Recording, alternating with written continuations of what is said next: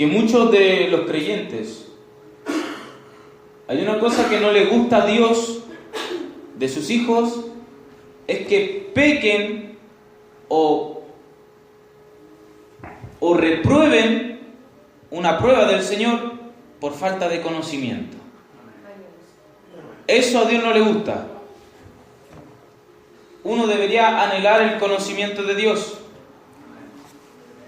Lo que vamos a hablar hoy día, mi hermano, son los dones del Espíritu.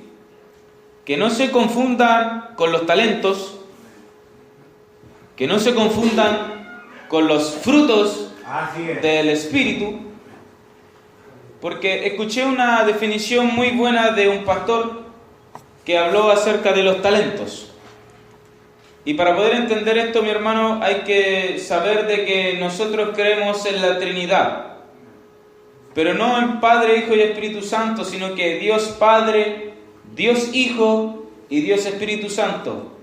Pero no son tres dioses, sino que es un Dios manifestado en tres personas. Amén. Entonces decía que cada uno de nosotros, cuando nacemos, Dios en su bondad y en su misericordia, para que usted y yo podamos trabajar en esta vida, Dios coloca talentos. Y son habilidades en cada uno de nosotros. Pero usted, cuando nace de forma terrenal, recibe talentos. Talento que usted puede trabajarlo para Dios o puede trabajarlo en contra de Dios. Pero usted, cuando nace de Dios, el Espíritu Santo empieza a colocar cosas que solamente Él puede hacer. Por eso es que la Biblia en 1 Corintios capítulo 12 habla de que estos dones todos son repartidos por un mismo Espíritu, o sea, por Dios mismo. Amén. Ya, mi hermano, vámonos. Mire, la Biblia no habla específicamente de cuántos dones son, pero aquí Pablo, en cuanto nos va relatando, podemos nosotros contar que son 9. Y de estos 9 los vamos a clasificar en tres segmentos, ¿ya? 3 van a ser de hablar, 3, vamos a la otra, conocimiento, y 3 de poder. Por ejemplo, en hablar vamos a encontrar el don de lenguas, interpretación de lenguas y profecía. Y en de conocimiento vamos a encontrar el don de ciencia, sabiduría y discernimiento. Y dones de poder, sanidad, milagros y fe. Amén. Bueno, todos estos dones, ¿para qué nos sirven, mi hermano? La Biblia es muy clara en esto. Son para provecho de la iglesia, para edificación de la iglesia. Cuando usted ocupa estos dones, ocupa para bendecir el cuerpo del Señor. Cuando usted profetiza, no maldice el cuerpo del Señor. Puede corregirlo bajo una profecía, pero es para bendición. Amén. Así que vamos a ir como desglosando cada uno de estos dones, mis hermanos, para poder que este conocimiento quede grabado en nuestras mentes. Amén. Y vamos a ir primero con el don de lenguas. Amén. Por ejemplo, ¿qué puede significar el don de lenguas? Un significado más o menos bíblico. Facultad milagrosa concedida por el Espíritu Santo a una persona y que corresponde a la capacidad de hablar múltiples idiomas que dicha persona desconoce. Yo he escuchado mucha gente que dice que el que tiene que hablar en lenguas tiene que saber interpretarlas, y eso es antibíblico. Usted puede hablar en lenguas y puede que no entienda nada de lo que usted dijo, pero puede sentir el poder de Dios dentro de su vida. Hay algunos versículos que respaldan en cuanto a esto. Por ejemplo, en 1 Corintios capítulo 13, versículo 1 dice Pablo: si yo hablase lenguas humanas y angélicas y no tengo amor, vengo a ser como metal que resuena o címbalo que retiñe. ¿Qué quiere decir esto? Ya que el don de lenguas es un don del Espíritu. Y el amor es un fruto del Espíritu. O sea, si yo voy a ocupar los dones de Dios, debo dar buenos frutos. ¿Y eso qué va a respaldar? Que ese don lo estoy usando para el Señor, para el cuerpo del Señor. No puede ocuparse un don, por ejemplo, un don de sanidad con arrogancia o altivez, porque no va a ser edificante para el cuerpo del Señor. Porque Dios trabaja, y cuando Dios trabaja se ven reflejado el trabajo del Señor a través de los frutos que la persona va a ir dando a través del Espíritu. Amén.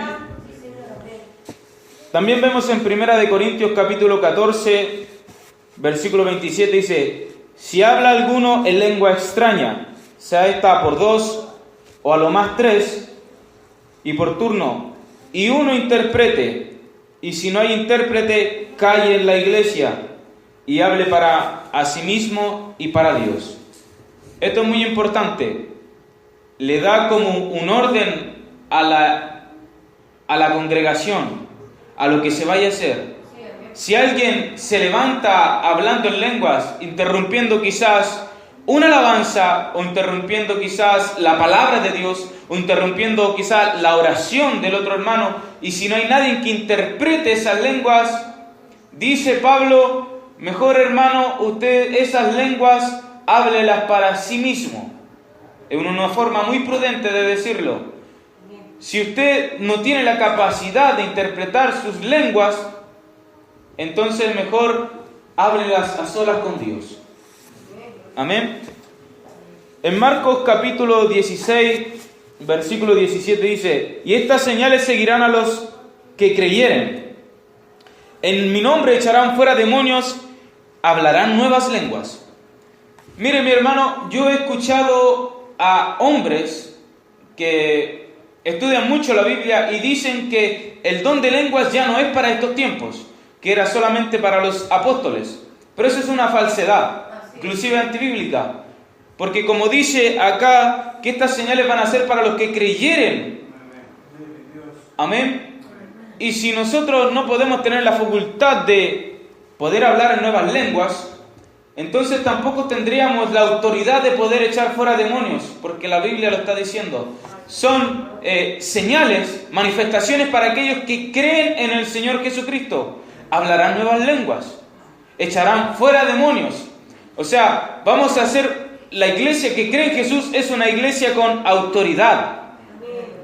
Entonces, mi hermano, para resumir, este es el don de lenguas. Bueno, ahí ustedes ven la imagen que hay uno que dice hello, bonjour. El otro está en chino, no sé qué dice. Y el otro dice hola. Hola dice, pero en chino. Debe decir hola en chino, no sé cómo se pronuncia. Pasemos al otro que es el don de interpretación. Mire, ¿a quién la imagen que está ahí, qué historia bíblica se les viene en la cabeza? ¿Mm? El rey de Babilonia. Así es. Dice Mene, Tekel, Uparsin. Voy a leer un pequeño trozo de esa historia. Habla de Daniel. Daniel dice, pero primero dice interpretación. El don de interpretación de lenguas es la habilidad para traducir de un idioma extranjero al idioma de los oyentes. Mire, yo para serle sincero, mi hermano, yo nunca en mi vida he escuchado a una persona que interprete las lenguas. Debe ser algo muy poderoso y debe ser algo muy asombroso también.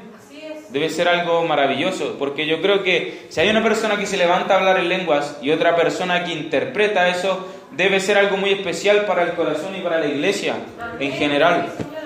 Bueno, dice en Daniel capítulo 5, está esta historia, la voy a resumir. Dice que de pronto una mano apareció sobre la pared y comenzó a escribir. La luz de las lámparas permitía ver bien cómo escribían. Nos vamos a saltar. Sí. Aquí alguien responde, dice, aquí en Babilonia hay un joven muy inteligente y sabio. En él vive el espíritu del Dios único. Bendito Dios. Nabucodonosor padre de su majestad, lo conocía bien, y por eso lo puso como jefe de todos los sabios. Por eso, y nos vamos a saltar nuevamente, dice, por eso le mandó que la mano escribiera Mene, Mene, Tekel y Parsin. Y aquí Daniel empieza a dar la interpretación de lo que significa esto que está escrito en un idioma que debe ser un idioma celestial, porque es Dios mismo escribiendo en la pared. Y bueno, el significado que da Daniel dice, Tekel quiere decir que Dios concedió a su majestad una oportunidad, pero su majestad no la aprovechó. Parsin quiere decir que Dios partirá en dos el reino de su majestad y que se lo dará a los medos y a los persas. Palabra que se cumplió. ¿Qué tiene de especial esta historia? Que dentro de todos los sabios que habían en Babilonia no había nadie que pudiera interpretar ese tipo de lenguaje que estaba escrito. Pero dice la Biblia que había un hombre en el cual habitaba el Espíritu de Dios, que fue capaz de traducir lo que Dios mismo había escrito. Y a esto se refiere también el don de poder interpretar las lenguas, porque cuando alguien habla en lenguas, no es la persona hablando, sino que es el Espíritu de Dios hablando a través de esa persona. Y si alguien tiene ese don de poder interpretar, que la Biblia habla que es un don aún mayor que el que habla en lenguas, tiene que decirlo para toda la congregación, porque va a ser muy edificante. Amén. En este caso, Daniel, en el cual habitaba el Espíritu de Dios, fue capaz de poder interpretar estas palabras. En 1 Corintios capítulo 14, versículo 26 dice, ¿qué hay, pues, hermanos, cuando os reunís? Cada cual aporte salmo, enseñanza, revelación, lenguas e interpretación. O sea, ¿qué es lo que está tratando de decirnos Pablo? Nos vamos a basar más en la interpretación. Pero Pablo dice que cada vez que nosotros nos juntemos, usted mi hermano, usted, cada uno aporte al cuerpo del Señor, ya sea salmo, ya sea enseñanza, alguna revelación, ya sea lengua, interpretación de lengua. Porque de ese modo es la única forma en que el cuerpo del Señor empieza a nutrirse, a hacerse fuerte. Y en 1 Corintios capítulo 14, versículo 13, tenemos la receta para poder pedir la interpretación de las lenguas. Dice, por tanto, el que habla en lenguas, ¿hay algún hermano aquí que hable en lenguas? Quizá en su intimidad algunos hablan en lengua y les dé quizá un poco de vergüenza decirlo, pero no debería avergonzarse por los dones que le da Dios. Yo he escuchado a mi hermano Luis hablar en lenguas. Por tanto, el que habla en lenguas, pida en oración para que pueda interpretar. O sea, el que ya está hablando en lenguas está muy cerca de poder interpretar lenguas. O sea, está solamente a un paso. Ya tiene como el 50% del terreno ya ganado para poder nuevamente ir a pedirle a Dios este don. Fíjese que para poder adquirir estos dones solamente está en el pedir. Y la Biblia lo va a ir diciendo. Pasemos al otro, mi hermano Roberto. Bueno, en Daniel 5, 16 tiene que ver con lo que estábamos leyendo anteriormente, la historia de Nabucodonosor, ¿ya? Profecía. Yo sé que a muchos les encanta este don. Y también yo sé que muchos de nosotros le tememos cuando alguien se levanta a profetizar. Pero veamos qué puede decirnos profecía. Bueno, yo traté de buscar como el significado más relevante de acuerdo a los tiempos, que todos sabemos que tiene que pasar del latín al griego, pero lo que más parecido a profecía puede decir predicción. Y predecir significa anunciar por revelación, ciencia o conjetura a algo que va a suceder. Mire, muchas veces pasa en la iglesia que a veces se confunde una profecía con una persona que está orando en el Espíritu. Cuando Dios te toma para profetizar, no debe haber en ti temor de hablar, porque va a ser Dios quien hable a través de ti. Amén, así es. Y no hay temor de decir que el Espíritu Santo dice así. En cambio hay veces, y yo lo he notado muchas veces, que se levantan instrumentos aún dudando si es que Dios quiere hablar o no quiere hablar. Y es por eso que muchas veces se escucha una profecía a medias, que empiezan a decir, dice el Señor así, y después terminan como prácticamente orando, Señor, ayúdanos. Cuando usted habla una profecía de parte de Dios, debe entregarla de parte de Dios. Amén. No entregarla de parte suya, sino que tiene que ser de parte de Dios. Porque cuando Dios profetiza, no es el hombre el que va a profetizar, sino que va a ser Dios usando su persona, su cuerpo, el barro que está ahí. Y Dios va a hablar de una forma clara. No una forma para que la iglesia entre en una duda, sino que el profeta o el hermano que sienta de hablar a la iglesia profecía debe hablar de una forma muy clara. Y si no tiene usted ni siquiera el mensaje muy claro de hablar, siga pidiéndole al Señor para que usted pueda hablar con la claridad. ¿Por qué? Porque estos dones deben ser edificantes para la iglesia. En segunda de Pedro capítulo 1 versículo 21 dice: porque la profecía no ha tenido su origen en la voluntad humana, sino que los profetas hablaron de parte de Dios impulsados por el Espíritu Santo. Aquí está respaldado lo que yo le estaba diciendo. Los profetas no dudaban en decir la palabra de Dios. De hecho, quizás yo creo que el temor que tenían los profetas era de que las personas no le escuchaban y además quizás le hicieran, no sé, algún mal a su carne. Quizás de pegarles o quizás de... Por eso es que prácticamente los profetas vivían lejos de las ciudades, porque la palabra que traían era de Dios y ellos la decían sin temor, la decían como Dios la habló, realmente clara y precisa. Y en primera de Juan capítulo 4 versículo 1 dice: queridos hermanos, no crean a cualquiera que pretenda estar inspirado por el Espíritu, sino que sométanlo a prueba para ver si es de Dios, porque han salido por el mundo muchos falsos profetas. ¿Cómo nosotros podemos probar a una persona que quizás nosotros podemos ver con nuestros ojos que se levantó en el Espíritu, pero cómo podemos saber si es que esa profecía vino de Dios o no vino de Dios? Tiene que haber discernimiento. Y tiene que haber si es que esa profecía se cumplió o no se cumplió.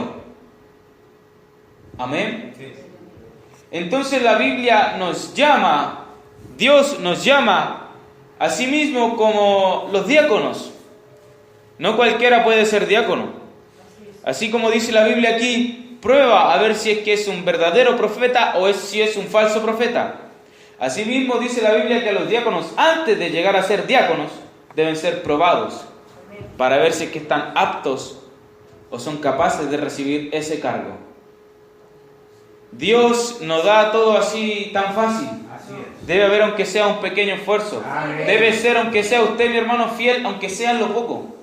Amén. Hechos capítulo 19 versículo 5 dice: al oír esto fueron bautizados en el nombre del Señor Jesús. Cuando Pablo les impuso las manos, el Espíritu Santo vino sobre ellos y empezaron a hablar en lenguas y a profetizar. Cuando Dios, no sé si a usted le ha pasado alguna vez, pero cuando Dios, el Espíritu Santo, entra de lleno en su vida, en su corazón, hay como una llama que se enciende por dentro. Y esa llama siempre te lleva como a profetizar, a querer hablar de la verdad de Dios, a querer advertirle a los demás. Y esto pasa muy seguido en la Biblia, desde los tiempos de Moisés, cuando Moisés le dijo a Dios: Dios, este puesto para mí es muy grande, es mucha la gente que hay y yo no puedo llevar toda esta carga yo solo. Entonces Dios le dijo: bien, llama a 70 hombres sabios, ancianos, y yo repartiré del espíritu que hay en ti y lo repartiré en esos 70 hombres. Y cuando llegaron esos 70 hombres frente a Moisés, vino el Espíritu de Dios y empezó a colocar el Espíritu de Moisés sobre todos ellos. Pero dice que el Espíritu de Dios los tomó a ellos y los 70 ancianos empezaron a profetizar. O sea, cuando el Espíritu Santo de Dios entra en nuestros corazones, lo más probable es que nosotros empecemos a profetizar, a proclamar, a advertir a la gente de lo que Dios va a hacer. Amén. Así mismo pasó con Saúl cuando lo ungieron de rey. El hombre estaba profetizando con los profetas. La Biblia no dice que profetizó, pero sí dice que profetizó. Amén. Vamos a pasar al don de sabiduría.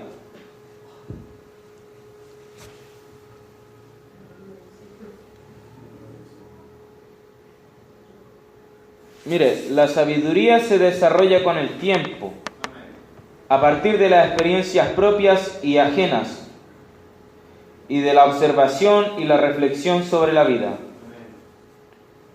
De allí que dos fuentes fundamentales para cultivar la sabiduría sean la memoria y la experiencia.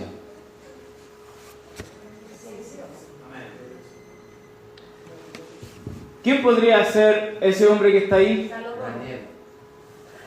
Salomón. Mire, es que como la imagen no es como tan nítida, pero sí, se supone que es Salomón. ¿Sabe que Salomón, cómo fue que empezó a agradar a Dios? Salomón empezó a hacer todo en grande para Dios. Y sabe que me recuerdo muy bien porque cuando estaba Balac, que venía el ejército, venía el pueblo de Israel, y Balac no quería que ellos pasaran por ahí. Y Balac los tomó como enemigos. Y Balac mandó a llamar a Balaam. Y Balaam no quería ir al principio, pero Balac insistió, hasta que Balaam le dijo: Jehová, yo iré donde Balac, pero hablaré solo lo que tú me digas. Bueno, en el trayecto todos conocemos lo que le pasó a Balaam, ¿no es cierto? El asna, y ahí estaba Balaam pegándole unos varillazos al asna, que el asna fue capaz de ver al ángel de Jehová. Imagínense, y hay algo como muy bonito y muy de revelación, que un asna, un animal, fue capaz de ver el ángel de Jehová. Yo creo que quizás por eso es que ladran tanto los perros en la noche. Debe haber como otra visión de la vida en ello. Entonces, bueno, para hacer en resumen, Balac hizo llamar a Balaam. ¿Y cuál era el objetivo de Balac? De que Balaam maldijere al pueblo de Dios. Pero Balaam iba con una reprocha de parte de Dios. Le decía: tú hablarás solamente lo que yo te diga. Entonces Balaam le dijo a Balac: está bien, vamos a ofrecer holocausto. 7 holocaustos. Pero yo solo hablaré lo que Dios me diga, lo que Jehová me mande. Dejó a Balac ahí entre los 7 holocaustos y él se fue a un monte a escuchar a Dios. Y volvió Balaam y le dijo: yo no puedo maldecir al pueblo de Dios. Tengo una promesa con él desde Abraham. Y empezó a suceder todo lo contrario. Balac quería que Balaam maldijere al pueblo de Dios, y Balaam, escuchando la voz de Jehová, empezó a bendecir al pueblo de Dios. Y Balac dijo: bueno, yo te traje para que maldijieres al pueblo y vienes tú a bendecirme a mis enemigos. Eso es escuchar la voz de Dios. Amén. ¿Y qué fue lo que pasó, mi hermano, ahora con Salomón? Como les dije, Salomón hacía todo en grande. Balaam ofreció 7 holocaustos a Dios. ¿Usted sabe cuántos holocaustos ofreció a Dios en un día Salomón? 1000 holocaustos. Imagínense cómo subía el humo. 1000 holocaustos. Y ahí es donde se le apareció Jehová y le dijo, pídeme lo que tú quieras. Salomón no pidió oro ni plata. Salomón lo que pidió fue sabiduría y conocimiento para poder guiar el pueblo de Dios.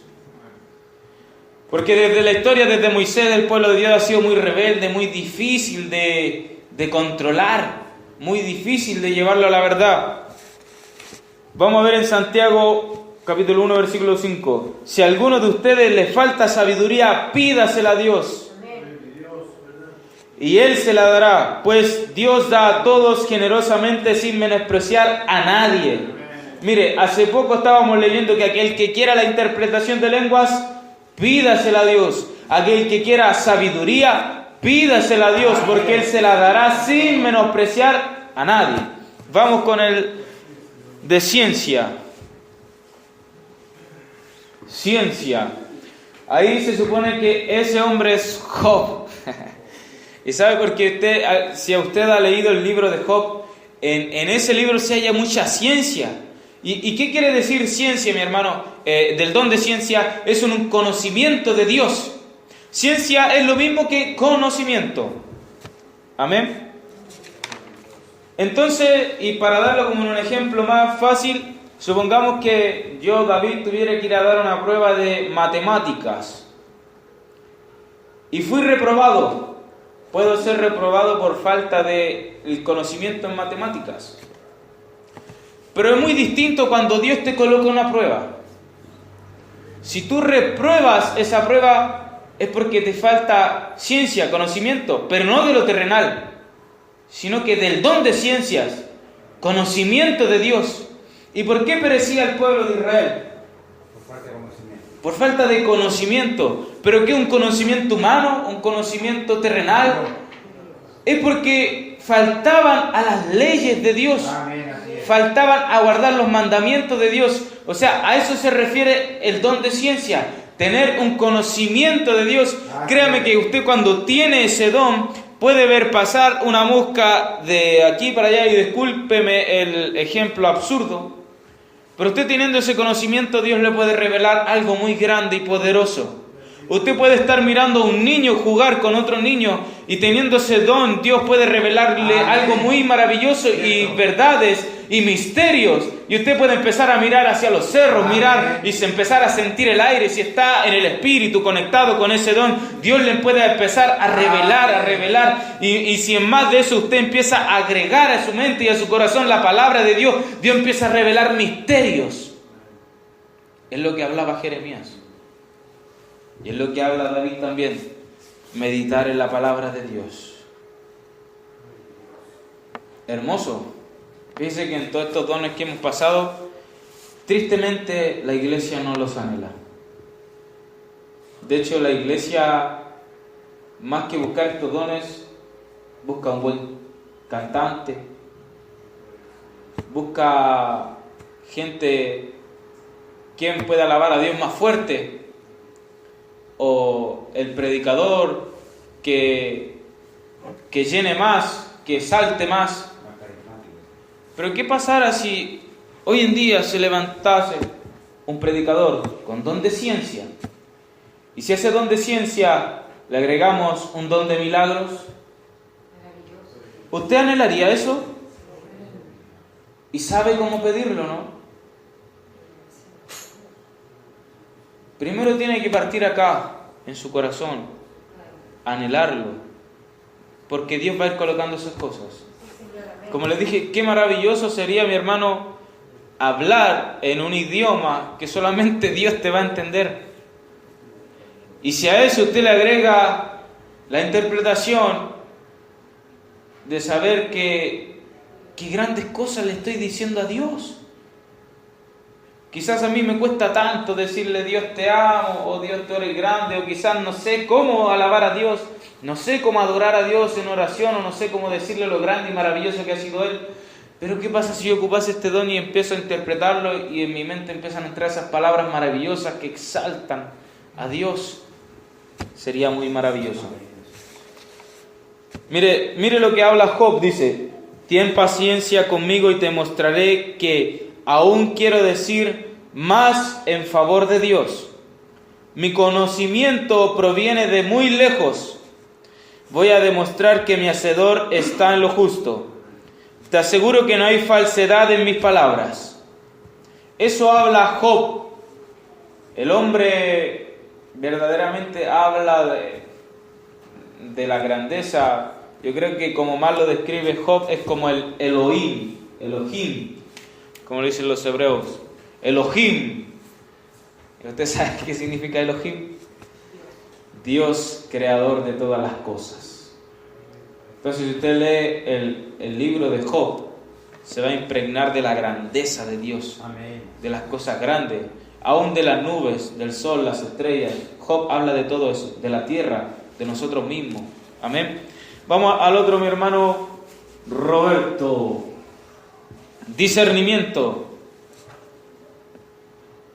Amén. ¿Qué dice ahí? Dice, el discernimiento es la habilidad de poder decidir entre la verdad y el error, lo bueno y lo malo.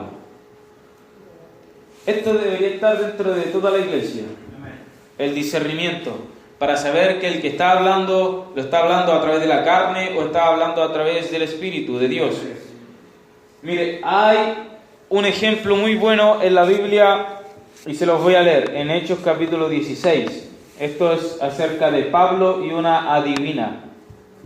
Dice, aconteció que mientras íbamos a la oración, nos salió al encuentro una muchacha que tenía espíritu de adivinación, la cual daba gran ganancia a sus amos, adivinando. Esta, siguiendo a Pablo y a nosotros, daba voces diciendo, estos son hombres, son siervos del Dios Altísimo, quien os anuncian el camino de salvación. Y esto lo hacía por muchos días, más desagradando a Pablo. Este se volvió y dijo al espíritu, te mando en el nombre de Jesucristo que salgas de ella. Y salió en aquella misma hora. ¿Qué nos enseña en este momento? Bueno, Pablo tenía el don de discernimiento claramente.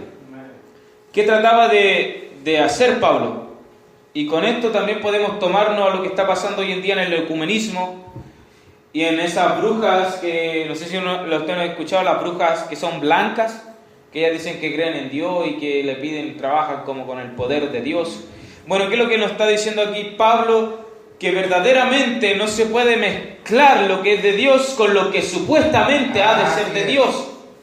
O sea, esa divina, yo creo que, imagínese, mi hermano, empieza a imaginar qué pasa si esa divina, o una persona, una bruja blanca, una tarotista, entrara a la iglesia y empezar a decir, estos son hijos de Dios porque alaban a Dios, se siente la presencia de Dios.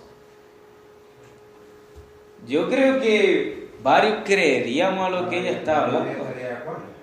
Yo creo que varios estarían de acuerdo a lo que ella está hablando, pero eso es porque, ¿qué es lo que pasa? El discernimiento te hace ver con ojos espirituales. Te abre como un sentido espiritual de saber si el espíritu es de Dios o no es de Dios. Por eso yo le digo lo que dice esta mujer, si mire lo que dicen, estos hombres son siervos de Dios, del Dios Altísimo, quien nos anuncia en el camino de salvación. ¿Está hablando mentiras ella? Entonces, ¿por qué Pablo la reprende? Porque si Pablo no la reprende, la gente va a pensar que la adivinación cae con el camino de salvación. Si no reprendemos el tarotismo, la gente va a pensar que a través del tarotismo también pueden tener salvación. Si no reprendemos la brujería, piensan que también a través de la brujería, la bruja blanca, pueden obtener un bien de Dios. Y así mismo pasa con el ecumenismo. Si nosotros nos juntamos a las otras religiones, a los otros mandamientos, a las otras adoraciones, a cosas que a Dios no le agrada, van a pensar que a través de eso también hay salvación. Entonces, para eso necesitamos discernimiento. Amén. Y ya nos quedan los tres últimos, que son, para mí son como los más asombrosos, que son los dones de poder.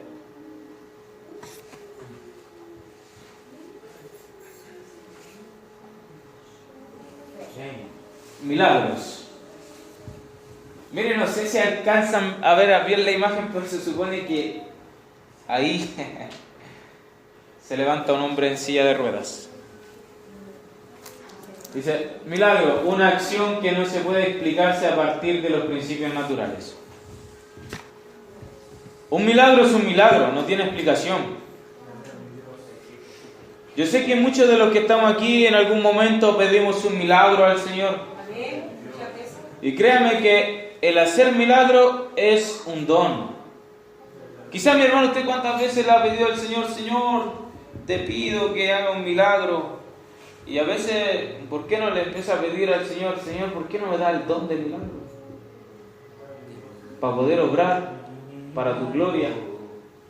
En Lucas capítulo 18, versículo 27 dice, lo que es imposible para los hombres es posible para Dios. Amén.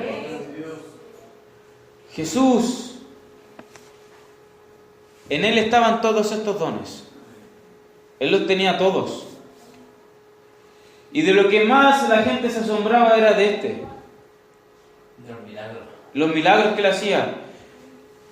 Y la mayoría de todos los capítulos de los evangelios están narrando milagros de Jesús. Pero bien debe saber usted, mi hermano, mi hermana, que este don de milagros es para que nosotros le tomemos provecho. Como les dije, es para edificar el pueblo. Pero a través de esto también muchas veces la gente se confunde y empieza a dejar otros dones de lado. Porque solamente quieren lo que necesitan en el momento, que es el milagro. Pero usted sabe que Jesús sanó a 10 y de esos 10 solamente uno vino a darle las gracias. O sea, es un don maravilloso, pero a la misma vez también se ve lo mal agradecido como hombres que somos con Dios. O sea, es un don que refleja la gloria de Dios. Si cuando le dicen, ¿sabe qué? No sé, como lo contaba nuestro hermano Patricio, quizás sea un don un poco más, o sea, un milagro un poco más pequeño y otro milagro mucho más grande, pero él estaba pidiéndole zapatos al Señor y Dios le mandó unos zapatos nuevos. Eso es un milagro, orar en fe. Quizás, no sé, un ejemplo, alguien podría decir, hoy no tuve para comer y le pedí al Señor que por favor, porque verdaderamente no tenía para comer. Y resulta que después de la oración fui a revisar, no sé, el mueble de la cocina y me pillé, no sé, harina y pude cocinar pan y Dios respondió a través de un milagro. O sea, de donde no había, Dios hizo algo. De 5 panes y 2 peces Dios hizo un milagro. ¿Y en qué está todo esto, mi hermano? Lo del milagro es que tiene que haber una disposición. Así es. Pero estamos hablando del don de milagros hoy en día. Eso puede estar dentro de la iglesia. Son manifestaciones que quizá parecen un poco extrañas. Amén. ¿Qué dice en Jeremías 32, 27? Dice, yo soy el Señor, Dios de toda la humanidad. ¿Hay algo imposible para mí? Para Dios no hay nada imposible. No hay nada imposible. Amén. Vamos al penúltimo, mi hermano Robert, que es la fe.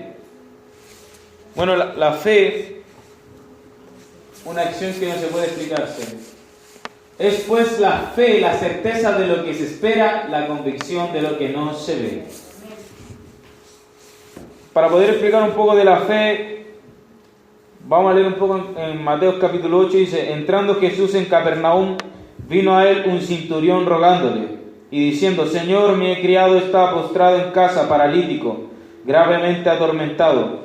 Y Jesús le dijo, yo iré y le sanaré. Respondió el centurión y dijo, Señor, no soy digno de que entres bajo mi techo, solamente di la palabra y mi criado sanará. Al oírlo Jesús se maravilló y dijo a los que le seguían, de cierto os digo que aún en Israel he hallado tanta fe. A veces, mi hermano, ya está todo preparado y solamente es decir la palabra. La mujer que iba con flujo de sangre ya tenía todo preparado, pero solo le faltaba una cosa: tocar el borde del manto del maestro. El centurión vino con tanta fe que su fe era tan grande que solamente necesitaba que Jesús diera la orden. Yo no sé cuánta es tu fe, mi hermano, hoy en día. Pero si te falta fe, este es un don. Amén, así es. Un don del Espíritu. Que es imposible que el Espíritu Santo de Dios entre a tu vida si usted no tiene fe. Pero es necesario que nosotros aumentemos nuestra fe cada día más. Y vamos al último don, que es la sanidad. Manifestación sobrenatural del Espíritu de Dios que milagrosamente trae sanidad y liberación de la enfermedad o dolencias. ¿Alguna vez Dios ha hecho alguna sanidad en su vida? Sí, amén. ¿Dios ha hecho alguna sanidad, no es cierto, en su vida? Maravilloso. No vea solamente una sanidad física. A veces hay dolores que son del alma. A veces hay enfermedades que no son físicas, que no son a través de virus. Como por ejemplo, hoy en día las mayores enfermedades que tenemos como sociedad es el estrés, la depresión. Y todas esas cosas se van dando a través de que como sociedad nos hemos apartado del amor. Y el amor es Dios.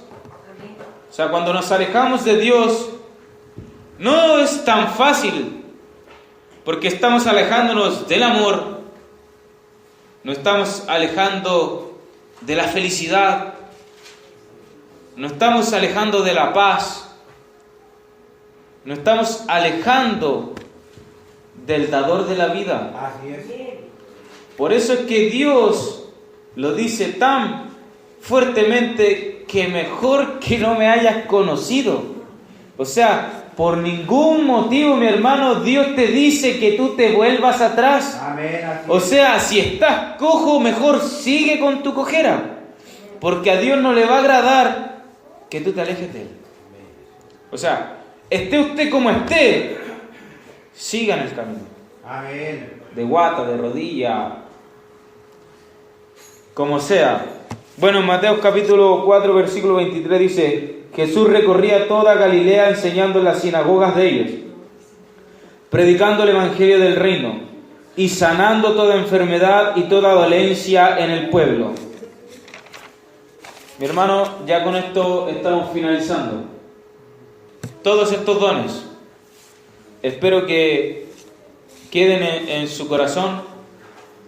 Como les dije, a veces, para poder explicar bien un tema, yo me tuve que demorar 3 predicaciones, mi hermano. Y no es porque yo domine este tema al 100%.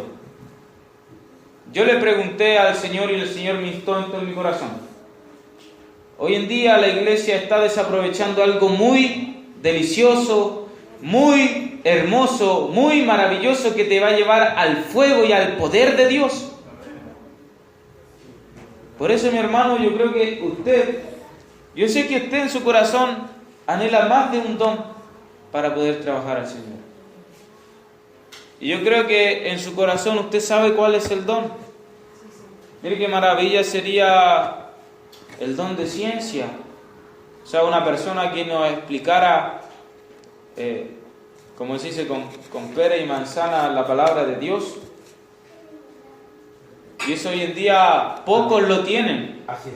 Pocos tienen el poder enseñar. Y que a través de ese don puedan enseñar con amor, con paciencia. Porque hoy en día los dones del Espíritu se están usando quizás con mucha arrogancia.